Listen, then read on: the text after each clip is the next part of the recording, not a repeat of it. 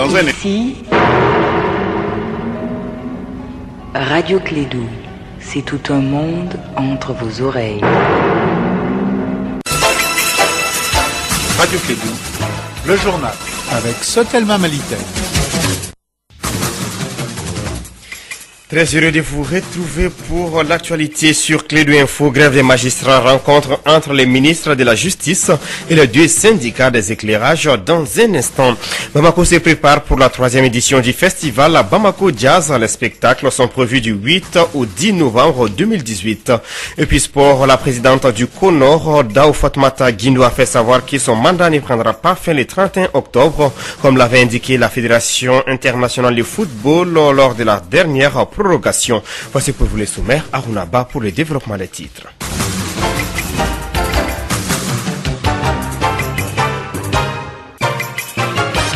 13h passées de 3 minutes, toutes nos excuses pour ces légers retards. Je vous l'annonçais tantôt, les SAM, syndicats autonomes de la magistrature, et les Silima, syndicats libres de la magistrature, ont été reçus par les ministres de la Justice. Tiena Koulibaly leur a fait comprendre que, de son point de vue, le chef de l'État s'est engagé à améliorer les conditions de vie et de travail des magistrats, qui de même le président de la République a invité les syndicats à lui faire confiance. Les ministres estiment que cela constitue un engagement plus important que même un accord écrit obtenu du gouvernement. Il a saisi l'occasion pour leur proposer de lever sans condition les mots d'ordre de grève. Sur la base de cet engagement présidentiel, les syndicats ont fait savoir qu'ils acceptent la main tendue du chef de l'État, mais qu'ils voudraient au préalable un certain nombre de mesures d'accompagnement, à savoir le Premier ministre rapporte son décret de réquisition qui porte atteinte à l'indépendance du pouvoir judiciaire. Le gouvernement adopte les tableaux synoptiques à lui proposés par les syndicats suivant les modalités dégagées par les mêmes documents relativement à la question sécuritaire. Le gouvernement s'engage à adopter la nouvelle grille avec comme plancher 700 et comme plafond 2500 avant fin février 2019. Selon le compte rendu de la rencontre, la délégation syndicale a rendu compte aux deux bureaux qui ont décidé, compte tenu de la délicatesse de la question, d'en saisir l'Assemblée générale qui sera convoquée le jeudi 25 octobre 2018 à la cour d'appel de Bamako à partir de 10h. Les SAM et les Silima rappellent afin que le mot d'ordre de grève reste maintenu.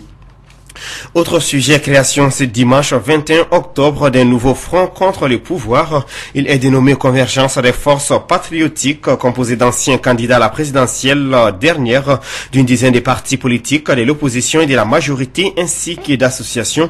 Ce front se fixe deux objectifs, se dresser contre la mauvaise gouvernance et le report des législatives considéré comme un tripatouillage juridique. 13h05, Clédou Info.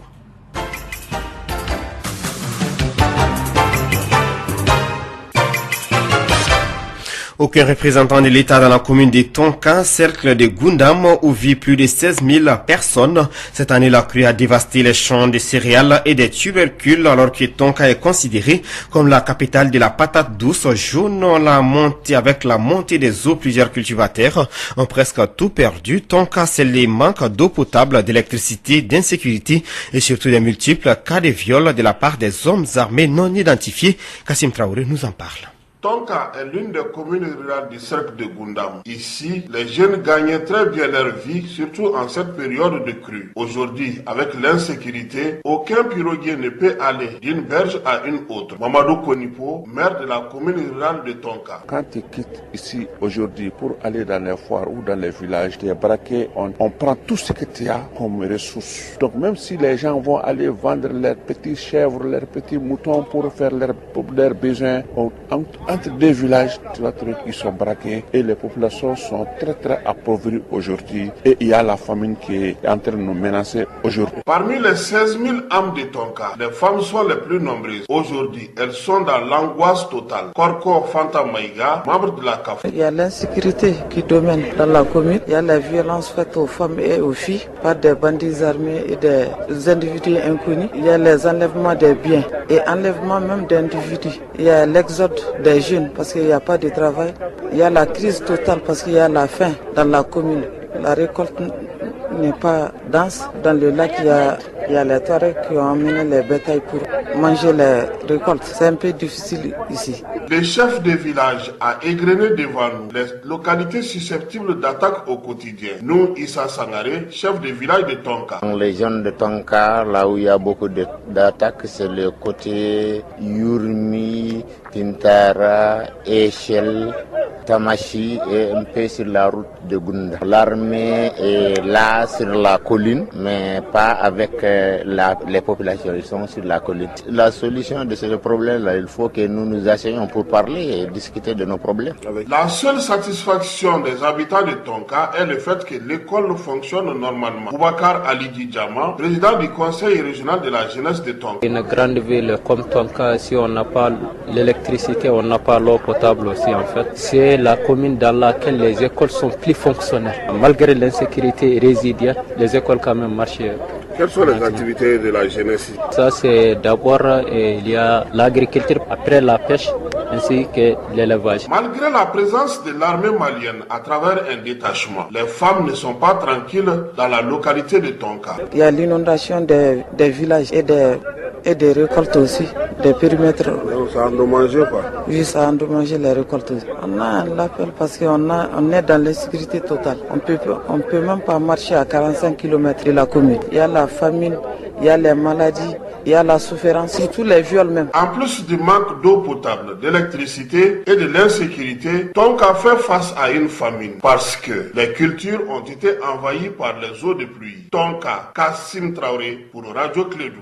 700 maisons écroulées, plus de 1000 personnes sans abri et des dégâts matériels importants. C'est le bilan de l'inondation dans les cercles de Direy. Le 18 août dernier, les habitants dénoncent les manques d'assistance de l'État. Oumar Baba Maïga était un habitant de Direy. Il s'explique au micro de Kassim Traoré. Ce qui s'est passé, c'est un véritable déluge qui est tombé sur Direy. C'était le 18 août dernier. Et nous avons eu des précipitations de mémoire de Direy, mais on n'a jamais vu. Nous avons vu des maisons s'effondrer comme des châteaux de cartes. Il y a au total 722 maisons complètement effondrées à la date d'aujourd'hui. Parce qu'après l'inondation, il y a eu des enquêtes qui ont prouvé cela. Nous avons plus de 1500 personnes, exactement 1505 sinistrés, à divers degrés bien sûr. Les sinistrés qu'on a recensés sont de vulnérabilités diverses. Et quand il y a inondation, quand il y a sinistré, il y a des besoins. Les gens qui n'ont plus de maison, qui ont été obligés d'être localisés, relogés dans des classes dont ils ont déguerpi à l'ouverture, il faut les recaser. Ils ont besoin d'abris temporaires, ils ont besoin d'appui alimentaire, ils ont besoin de soutien financier, ne serait-ce que pour aider les enfants à aller à l'école, payer des tenues pour les enfants, payer des cahiers. En réalité, quelques jours après, une mission a quitté Tombouctou. Elle n'était même pas dirigée par le premier responsable de la région, elle était dirigée par un membre de son cabinet. Ils sont venus ici avec, je dirais, quelques miettes, parce qu'il faut l'appeler comme ça, parce que quand on vient ici, pendant cette inondation qui a touché toutes les familles de Direy, avec 1 tonne ou 2 tonnes pour appuyer des gens, il y a eu de la solidarité de la part des Direyens, mais que la solidarité nationale ou régionale s'exprime encore plus de façon plus concrète. Bon, je ne dirais pas ça. Les autorités ne peuvent, la plus belle femme du monde ne peut offrir que ce qu'elle a. Elles ont fait des appuis légers à mon avis, mais peut-être que c'est ce qu'ils pouvaient faire en ce moment-là. Oumar Baba Maïga, habitant de Direy, des propos recueillis par Kassim Traoré. Des habitants de Gao ont marché ce matin contre les projets de redécoupage territorial. Ils proposent de nouvelles propositions. La marche a été organisée par les organisations de la jeunesse et des femmes, entre autres. Restons dans les régions, dans le cadre du projet Week-end Learn. Nous pouvons apprendre qui vise à appuyer l'inscription et la rétention de 252 enfants malvoyants ou non-voyants dans l'éducation primaire. Le projet 7 sévère, financé par l'USAID et exécuté par l'Union nationale des aveugles du Mali, procède à Ségou à l'identification des enfants ayant des difficultés visuelles dans les écoles partenaires du centre d'animation pédagogique de Ségou. L'objectif est de venir en aide aux enfants identifiés en vue de les maintenir dans le système de l'éducation inclusive. Pour plus de détails, écoutons Alpha Diaro, coordinateur du projet. Il est au micro de Yapine Djinebadoulou. Le projet Week-end Learn, nous pouvons apprendre, vise à appuyer l'inscription et la rétention de 252 enfants ayant une déficience visuelle et les enfants ayant une basse vision. Dans l'éducation primaire sur l'ensemble des zones d'intervention au Mali, il s'agit là de Bamako au niveau de l'école Prosper Camara et l'INAM, à Fana l'école Bala Kamara, l'école D1 à Ségou, l'école Sido Soninkoura Dar Salam B. Nous avons 3 objectifs principaux qui sont, le premier objectif c'est accroître le nombre d'enfants déficients visuels fréquentant les écoles primaires classiques dans les 6 écoles. Le deuxième objectif c'est introduire un système d'évaluation de lecture pour les étudiants aveugles et à basse vision. Le troisième objectif c'est accroître la capacité et l'engagement du ministère de l'Éducation et d'autres acteurs pour appuyer l'éducation inclusive avec les enfants ayant une déficience visuelle. Nous avons commencé cette visite depuis Bamako le 8 au niveau de Prosper Camara, en passant par l'INAM. La semaine passée nous étions à Fana et cette semaine nous sommes ici à Sido Soninkoura et à l'école Dar Salam. Donc l'objectif de cette semaine c'est de voir réellement les enfants de l'année dernière, leur situation visuelle et encore déceler d'autres qui sont dans les mêmes situations. En même temps aussi sensibiliser davantage les parents et doter les enfants des verres correcteurs. Alpha Diaro, coordinateur du projet Saït Sévers, qui s'exprime au micro de Yapine Djinebadolo depuis la région de Ségou.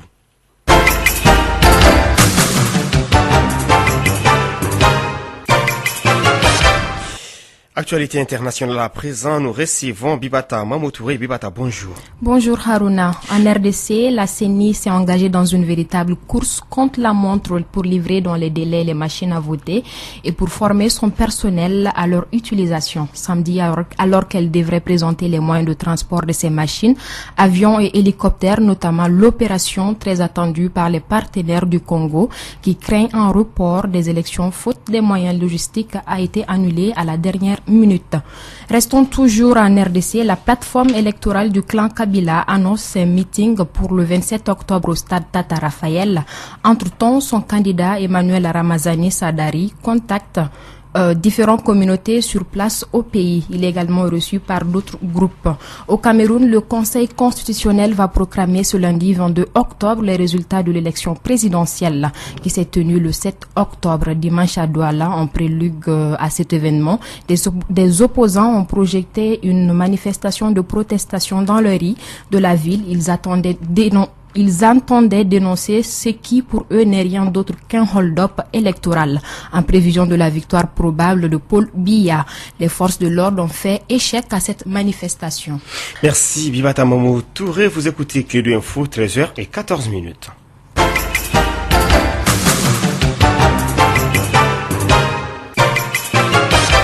Culture à présent, l'association des Jazz Club de Bamako lance la 3e édition des Bamako Jazz Festival. Les spectacles sont prévus du 8 au 10 novembre 2018. Moussa Papa Aïdara nous en parle. Bamako Jazz Festival revient pour la 3e fois. Ce festival promotionnel de la musique malienne et des sonorités du jazz est un événement qui réunit différents artistes nationaux et internationaux sur scène afin de démontrer leur savoir-faire. Valérie Fantakone est la directrice de Bamako Jazz Festival. Bon, mais pour la 3e édition, déjà nous sommes heureux d'être arrivés à une 3e année parce que c'est pas évident. La 3e édition, ça sera la particularité, c'est de nouveaux groupes, dont un groupe composé de Vénézuéliens, Cubains et Péruviens et Français, donc qui vont nous faire des sonorités qui sont de salsa. Et bon, la particularité, c'est qu'à chaque année, on amène des nouveaux groupes et qu'on essaie de faire découvrir des nouveaux talents maliens. Les artistes maliens qui se produiront sur scène ne puiseront pas sur leur répertoire habituel. En lieu et place, ils feront ressortir leur sonorité jazz qui sommeille en eux. Cela à travers un masterclass orchestré par des artistes de renom de la musique jazz sous l'œil vigilant et les doigts magiques du directeur artistique Cheikh Tidiane Seck. Valérie Fantakone, directrice de Bamako Jazz Festival. À ce niveau-là, c'est le directeur Cheikh Tidiane Seck qui s'occupe de trouver ces pépites que nous n'avons pas la chance de voir sur les scènes maliennes parce qu'ils ne sont pas connus. La soirée va s'étendre sur 3 jours. Le vrai, c'est qu'on a une soirée VIP Bissim, une soirée privée.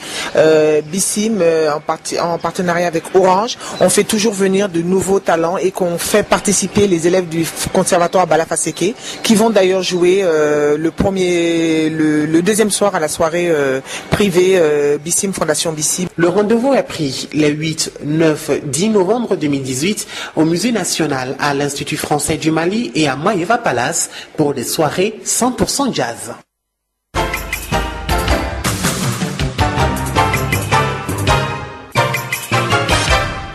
Actualité sportive, nous recevons très sportivement Nana Samake, bonjour. Bonjour Arunaba, bonjour à toutes et à tous. Du football, Coupe de la Ligue du district de Bamako, la deuxième journée de la phase des poules a débuté hier au stade Mamadou Konati. Pas de vainqueur entre le stade Malien de Bamako et l'AS Real. Les deux équipes se sont neutralisées un but partout dans une rencontre équilibrée. Avec ces résultats, les Blancs de Bamako, vainqueurs de l'USFAS 2-0 en première journée, prennent provisoirement la tête du classement avec 4 points, tandis que les Scorpions comptabilisent un seul point. En seconde heure, l'USFAS a dominé l'AS Black Star 3-2. Après une défaite en première journée, l'USFAS se relance avec cette première victoire et dépasse sa victime du jour au classement. Suite et fin de cette deuxième journée, ce soir avec deux autres rencontres au stade Mamadou Konaté. À partir de 16h, les 11 créateurs de Nyarela accueillent la Somme, tandis que les LCBA jouent contre le Yélin Olympique.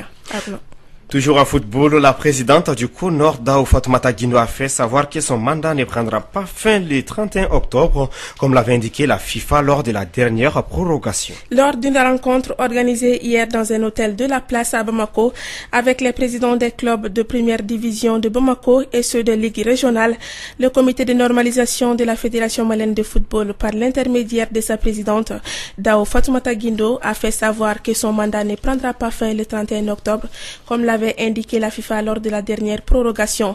L'Assemblée générale élective prévue initialement pour le 27 octobre ne pourra donc pas se tenir à cette date puisqu'une date pour la réélection des textes est prévue pour le 17 novembre prochain par la présidente du CONOR. Après, l'Assemblée générale sera convoquée. Enfin, les Mali connaissent désormais ses adversaires des poules à la phase finale de la 13e édition de la CAN féminine Ghana 2018. C'est là, à l'issue du tirage au sort effectué par la CAF ce dimanche à Accra, les Aigles dames sont tombés dans un groupe relevé avec le Cameroun, vice-champion en titre, le Ghana, pays hôte, et l'Algérie. Les Maliennes débuteront la compétition le samedi 17 novembre dans le groupe A avec contre le Cameroun. Ensuite, elles croiseront le fer avec le Ghana 3 jours plus tard avant de terminer ces matchs de poule avec l'Algérie le 23 novembre prochain. Arunati Dianiba. Merci, c'est tout pour la page sportive de ce journal. Nana Samake reste dans les studios après ce journal. C'est le magazine des sports en langue nationale Bamanankan. Ainsi s'achève ce journal. Merci à vous de l'avoir suivi. Présentation Arunaba à la technique Birama Traoré. Retrouvez tout de suite votre page élect avec Bibata Mamoutouri.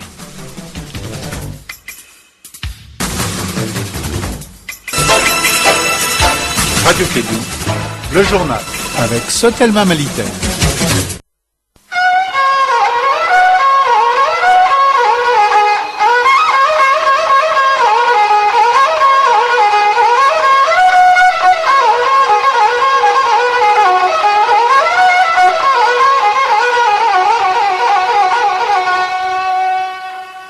Ni ye su ka mɛn ko a galaka jara diɲɛ so nali koba kɔnɔ baɲumankɛ e ma dɔn ko tile sera kuncɛ dangaya tile a tɛ mɛn bin bɛ falan kunna bari e siya tununa i da i k'i lafiɲɛ. Bonjour à tous et bienvenue dans cette page Elect. Lors de la formation Internews Urtel, organisée il y a 6 semaines à Bamako par Internews, Elect a interrogé un participant de cette formation. Écoutons-la pour les détails. Bonjour Elect. Bonjour Biba. Alors Elect, comment s'appelle le participant que vous avez interrogé? Il s'appelle Bokone, il vient de Sikasso. Et quel est le nom de sa radio? Sa radio s'appelle la radio Kédou. Et depuis combien de temps il fait ce travail? Il est à la radio depuis 2017, Biba. Et comment est-il venu à la radio Elect? Il dit que c'est par passion qu'il est venu à la radio. Et en dehors de la radio, qu'est-ce qu'il fait d'autre? En dehors de la radio, il est peintre en bâtiment, Biba. D'accord. Et de quoi Beau a-t-il besoin actuellement pour mieux s'épanouir dans son travail? Il dit qu'il a besoin de choses pour s'épanouir, par exemple beaucoup de formations, du matériel de travail performant pour bien exercer son métier. Est-ce que depuis que Beau travaille à la radio, il a rencontré des difficultés? Oui, il dit beaucoup. Et ces difficultés, il les rencontre sur le terrain pour chercher les informations. Il suffit simplement qu'il dise qu'il y a de la radio pour que les gens refusent de lui parler. Selon vous, beaucoup n'ont pas encore compris que tout ce travail, c'est pour eux.